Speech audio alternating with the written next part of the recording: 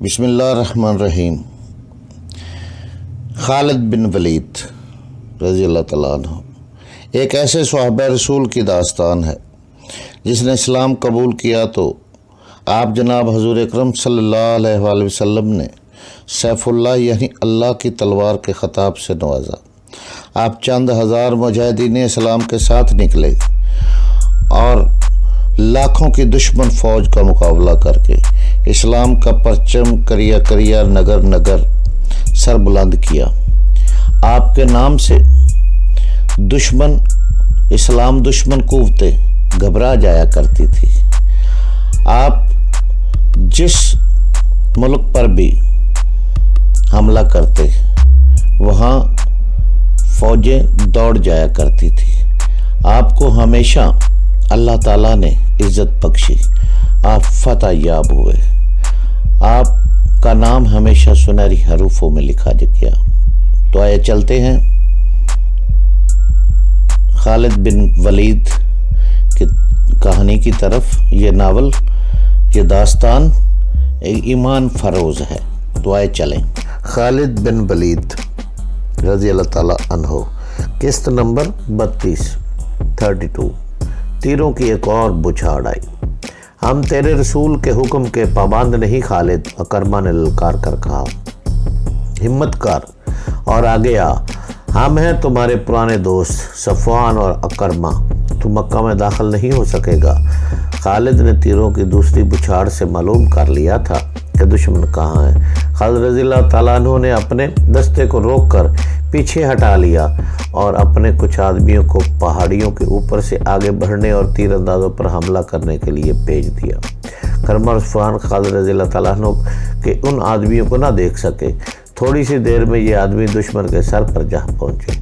وادی سے خالد رضی اللہ تعالیٰ عنہ نے اللہ بول دیا تھا، جو اس قدر تیز اور شدید تھا کہ قریش کے پاؤں اکھڑ گئے۔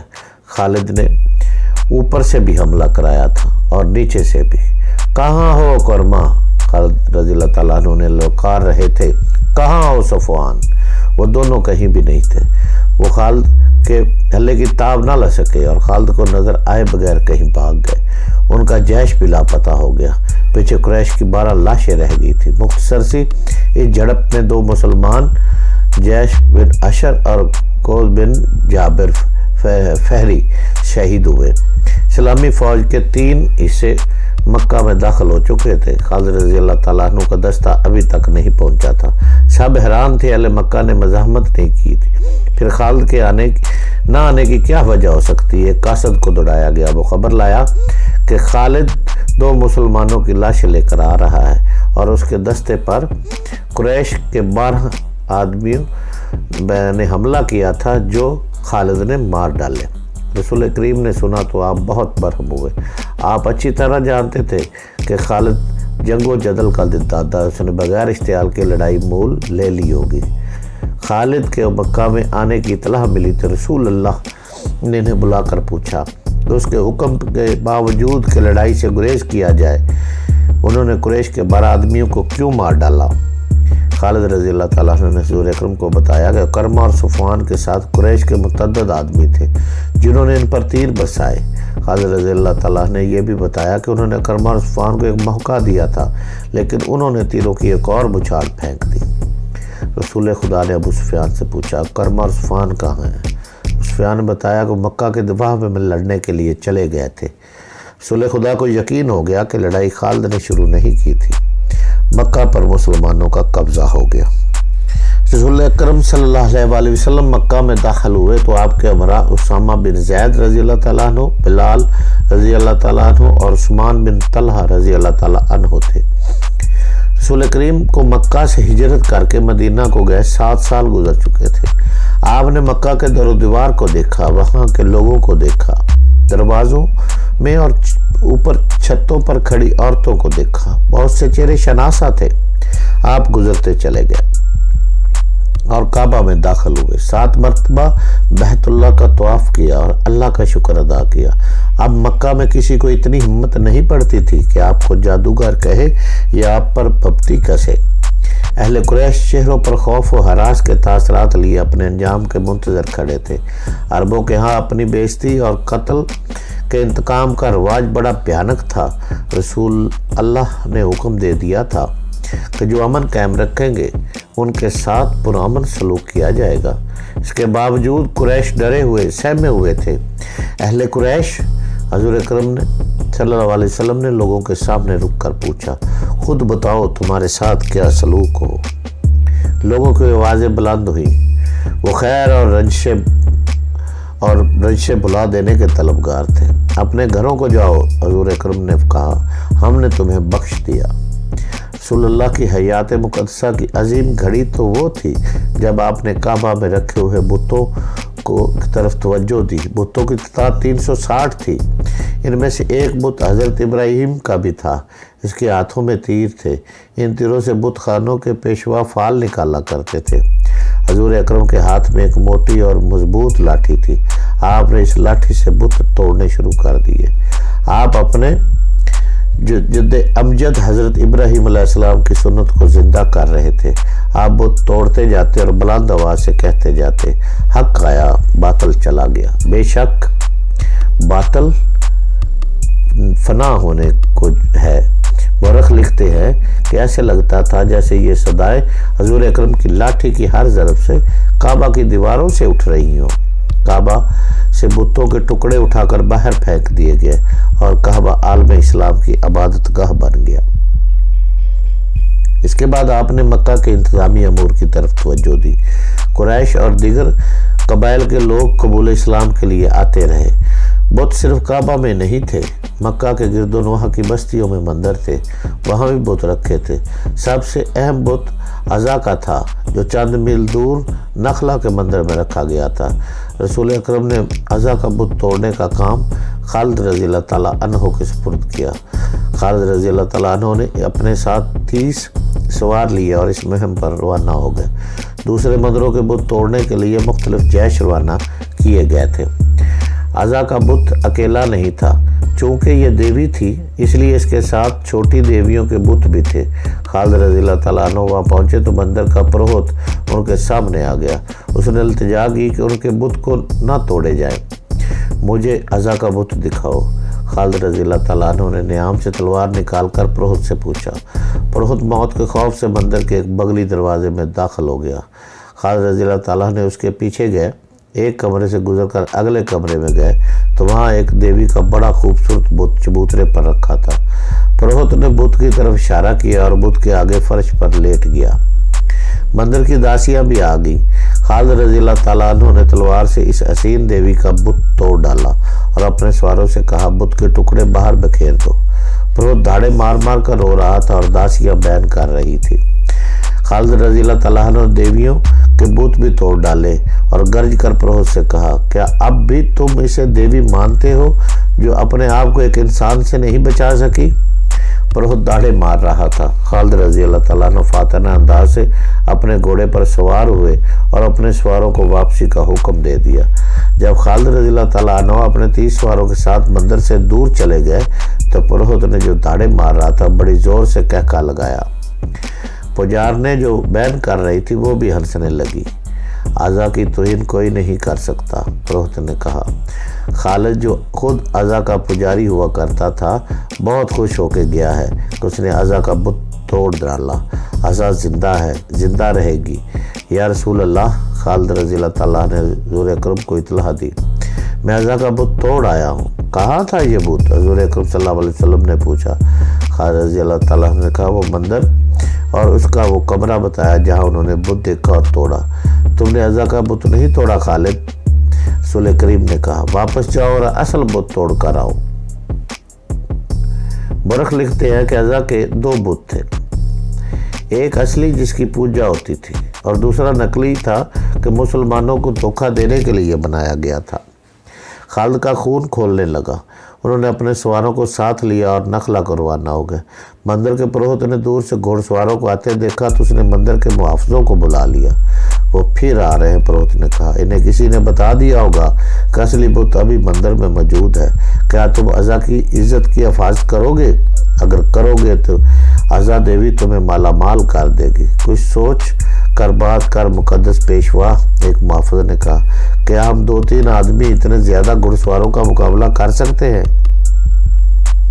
اگر ازا دیوی ہے تو یہ اپنے آپ کو ضرور بچا لے گی، ایک اور محافظ نے کہا۔ اس کے لہجے میں طنز تھا، کہنے لگا، دیوی دیوتا انسانوں کی حفاظت کیا کرتے ہیں؟ انسان دیوتاؤں کی حفاظت نہیں کیا کرتے، پھر ازا اپنی حفاظت خود کرے گی۔ پروہت نے کہا۔ خالد کے گھوڑے قریب آ گئے تھے، محافظ مندر کی پجاریوں کو ساتھ لے کر بھاگ گئے۔ پروہت کو یقین تھا کہ اس کی دیوی اپنے آپ کو مسلمانوں سے بچا لے گی۔ اس نے ایک تلوار لی اور اسے ازا کے گلے میں لٹکا دیا۔ پروہت مندر کے پچھلے دروازے سے نکلا اور بھاگ گیا۔ خالد رضی اللہ تعالیٰ عنہ مندر میں آن پہنچے اور تمام کمروں میں ازا کا بت ڈھونڈنے لگے۔ انہیں ایک بڑا ہی خوشنما کمرہ نظر آیا۔ اس کے دروازے میں کھڑے ہو کر دیکھا، ازا کا بت سامنے چبوترے پر رکھا ہوا تھا، اس کے گلے سے تلوار لٹک رہی تھی۔ یہ بت ویسا ہی تھا جیسا خالد رضی اللہ تعالیٰ عنہ پہلے توڑ گئے تھے۔ اس بت کے قدموں میں لوبان جل رہا تھا۔ کمرے کی سجاوٹ اور خوشبو سے پتہ چلتا تھا یہ عبادت کا کمرہ ہے۔ خالد رضی اللہ تعالیٰ عنہ نے دہلیز سے آگے قدم رکھا تو سانولے رنگ کی ایک جوان عورت جو بالکل برہنہ بھی تھی خالد کے سامنے آ گئی۔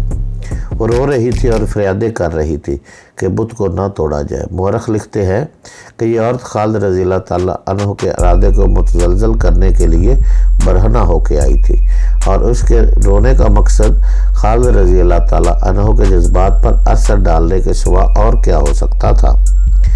خالد رضی اللہ تعالیٰ عنہ آگے بڑھے تو اس عورت نے بازو پھیلا کر خالد رضی اللہ تعالیٰ عنہ کا راستہ روک لیا۔ خالد نے نیام سے تلوار نکالی اور اس عورت پر ایسا زوردار وار کیا کہ اس کا ننگا جسم 2 حصوں میں کٹ گیا۔ خالد رضی اللہ تعالیٰ عنہ غصے سے بپھرے ہوئے بت تک گئے اور اس کے کئی ٹکڑے کر دیے۔ طاقت اور خوشحالی کی دیوی اپنے آپ کو ایک انسان سے نہ بچا سکی۔ خالد مندر سے نکل کر گھوڑے پر سوار ہوئے اور ایڑ لگائی اور اس کے سوار ان کے پیچھے جا رہے تھے۔ مکہ پہنچ کر خالد رضی اللہ تعالیٰ عنہ رسول کریم کے حضور پہنچے۔ یا رسول اللہ، خالد رضی اللہ تعالیٰ عنہ نے کہا، میں ازا کا بت توڑ آیا ہوں۔ ہاں خالد، رسول اللہ نے کہا، اب تم نے ازا کا اصلی بت توڑا ہے، اب اس خطے میں بت پرستی نہیں ہوگی۔ قریش کا مشہور اور جوشیلا سالانہ کرما مکہ کے راستے میں خالد رضی اللہ تعالیٰ عنہ کے خلاف آخری مارکا لڑنا چاہتا تھا۔ اس نے اور صفوان نے اپنے قبیلے کے سردار کی حکم عدولی کی تھی۔ اسے اپنا انجام بہت برا نظر آ رہا تھا۔ اسے یہ بھی معلوم تھا کہ رسول کریم بھی اس کی یہ خطا نہیں بخشیں گے۔ اس نے اسلامی فوج کے ایک دستے پر حملہ کیا اور اس دستے کے 2 آدمی شہید کر دیے تھے۔ اکرما کی بیوی مکہ میں تھی۔ تاریخ میں واضح اشارہ ملتا ہے کہ رسول کریم نے فتح مکہ کے بعد قریش کی 4 عورتوں اور 6 آدمیوں کو قتل کا حکم دیا تھا۔ انہوں نے مسلمانوں کو بہت زیادہ تکلیفیں پہنچائی تھی اور مسلمانوں میں کرما کی بیوی مکہ میں تھی۔ فتح مکہ کے 2-3 روز بعد ایک آدمی کرما کے گھر آیا۔ میں تمہارے لیے اجنبی ہوں بہن، اس شخص نے کرما کی بیوی سے کہا۔ کرما میرا دوست ہے، میں قبیلہ بنو بکر کا آدمی ہوں۔ تمہیں معلوم ہوگا کہ کرما اور سفیان نے مسلمانوں کا راستہ روکا تھا، ان کے خلاف سازش تیار کی تھی، انہیں مرتد کہا گیا تھا۔ ان پر ہند اور کرما کے نام خاص طور پر قابل ذکر ہیں۔ ابو سفیان کی بیوی ہند ہر اس انسان کے خون کی پیاسی ہو جاتی تھی جو اسلام قبول کر لیتا تھا۔ روکنے کی کوشش کی تھی لیکن اس کے ساتھ بہت تھوڑے آدمی تھے۔ اس کا مقابلہ خالد رضی اللہ تعالیٰ عنہ سے تھا جو تجربہ کار جنگجو اور اس کے ساتھ آدمی بھی زیادہ تھے۔ میں جانتی ہوں، کرما کی بیوی نے کہا، میں پہلے سن چکی ہوں۔ میرے اجنبی بھائی، مجھے بتاؤ وہ کہاں ہے؟ وہ زندہ تو ہے؟